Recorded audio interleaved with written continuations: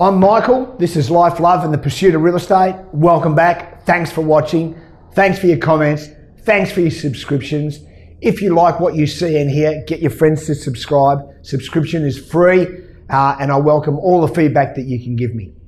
The next video is going to be a short one and I want to talk about briefly my sort of investment criteria, which I have covered in the previous video a little bit, but I just want to cover a couple of things on where you can find the information and what my process is very quickly. And I try and keep my investment strategies very, very simple. Now, the first thing is, where to invest my dollars. So always a big question when you've got a bit of money, what are you going to do with it? Because you want to make sure that it multiplies. Okay, I look for population dense areas.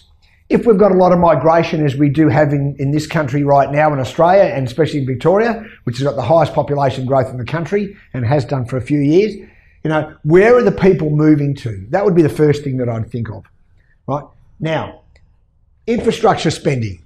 So is the government putting infrastructure spending into those population dense areas? If they are, then I'm certainly going to have a really good look at that area. The third thing is educational facilities. That can relate to infrastructure spending. Are they matching the population increase with primary schools, secondary schools and universities?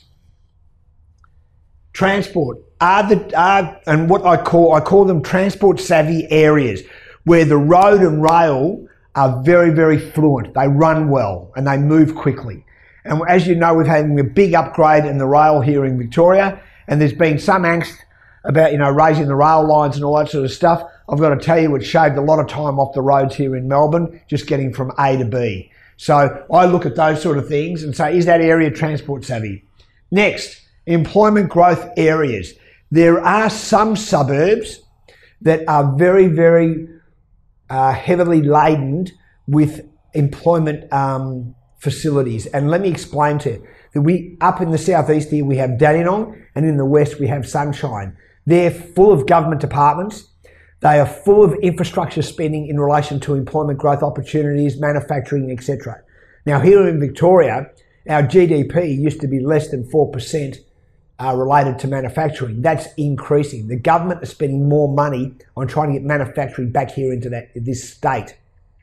And with the amount of infrastructure planned now for Victoria, we are getting a lot of people moving back into Victoria. 1/3 of our population increase in Victoria is related to people coming back in for work. That's bloody great. So they're the sort of things that we look for, or I personally look for. And you can find this first lot of information here, you can find this on all the government websites. So you can go to vic.gov, or you can go to the federal government websites, and they will show you where infrastructure money's been allocated.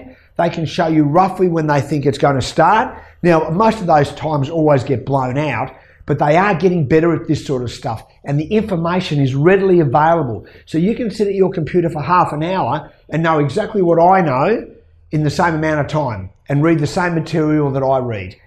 So, and the last thing, which I have a lot of my friends and I, this is very much a dinner table discussion point, but what we are finding is because of the high amount of baby boomers here in Australia, there is a very, very strong push to regional and seaside areas for lifestyle, either tree change or sea change.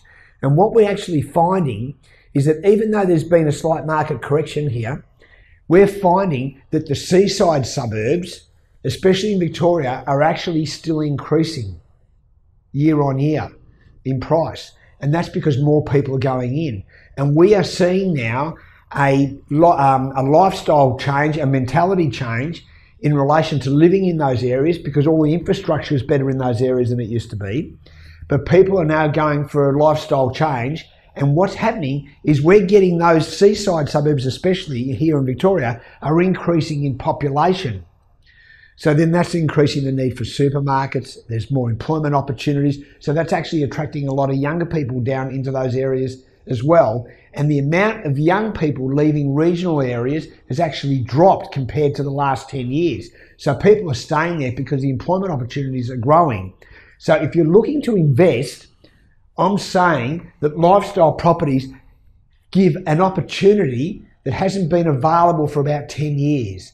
So maybe there is some investment opportunities for you for holiday rentals, whatever it might be, something you might be able to buy an investment property that you can go and vacation in over Christmas time and then rent it out other parts of the year. So I suggest, this is a little bit left of field, but lifestyle properties. I find that there's a really good opportunity in it at the moment. And Michael, we just had a question come through on the Facebook live stream. The question was, what type of investment property will give you the most capital gain, not just in lifestyle properties, but also in standard residential? I'll give you my criteria for that. My criteria for that's this. If I'm going to buy just standard resi, right, standard resi, so therefore all these things come into play because that's going to affect my capital gain. And true wealth's made from capital gain. So the things I think will make capital gain rise quicker is general housing, so a house on a normal block, townhouses. Right. Now, I had an interesting discussion yesterday with a friend of mine, and he said that he believes that apartments are going to come back into vogue in certain areas. So what we did is we got a map of Melbourne and we had a bit of a look, and he thinks that Collingwood, Brunswick, Fitzroy North are going to be the areas that apartments are going to have another rebirth.